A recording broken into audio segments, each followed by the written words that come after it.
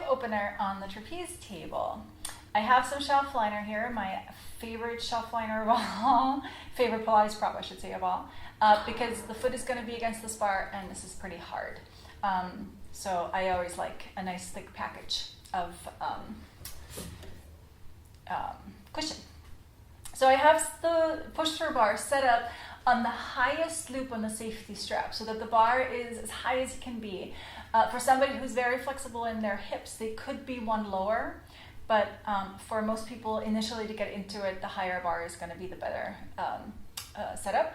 And I have one red spring attached, and I'm going to climb underneath. Also, if the bar is higher, it's going to be easier to get underneath, right? And I also have the extra cushion, the extender around the table and the extra cushion set up because, again, most people don't have that mobility. The exercise is called hip opener, right? So the purpose is to open the hip. If somebody already has open hips, they probably don't need to do the exercise. So it is specifically for people with tight hips. So I'm going to scoot up so that my head is on the pillow, on the extra pillow to make it a little bit easier for me. And I'm lying on my side, resting my head on my arm, so I make an extra pillow for my head. And then I'm going to put the sticky into the corner, and I'm going to place my foot against the ball of my foot against the bar with my heel pointing down and my knee pointing back. So most of us want to do this. We put the foot against the bar part, which pulls the knee forward, right? So, but that closes the hip. The point is to open it. But if my foot is in the wrong place, it just doesn't work. So again, the cushion goes against this part of the bar. That's where the ball of the foot goes, and the heel is pointing down, knee is pointing back. I can take my own hand or my elbow and push this knee even further back, so open my hip even more. My bottom leg right now is bent. I can work up to straightening it, but I definitely feel that as soon as I straighten my bottom leg, my top knee wants to go in. Okay, so I would probably start with a bent bottom leg.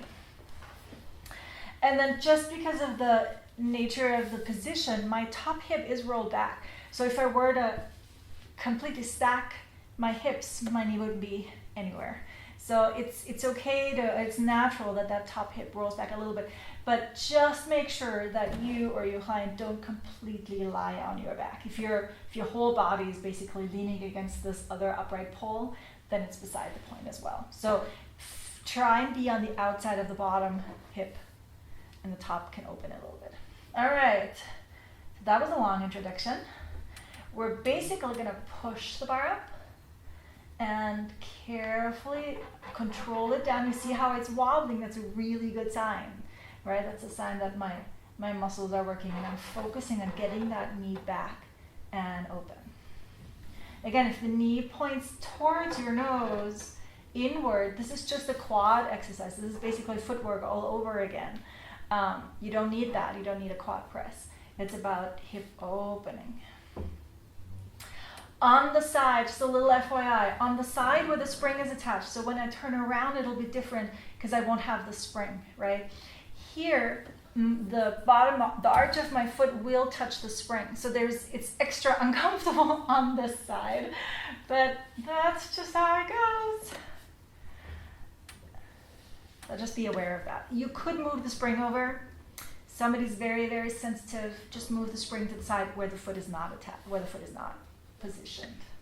Okay, and then you can feel it either on the inside, inner thigh, adductors, or in the glute, depending if you're tight here or whether you're weak in the external rotators, deep six hip external rotators.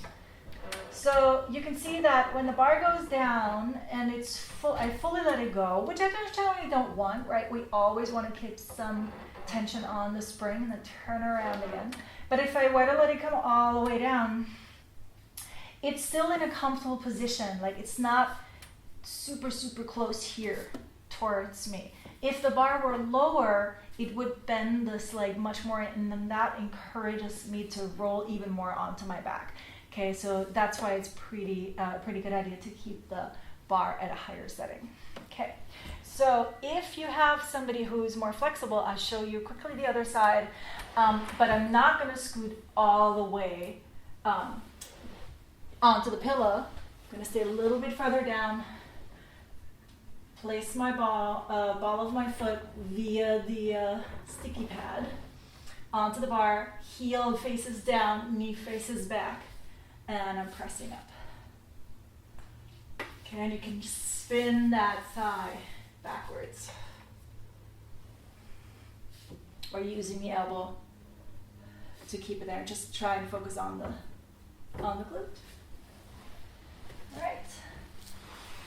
Careful on your way back out, don't hit your head.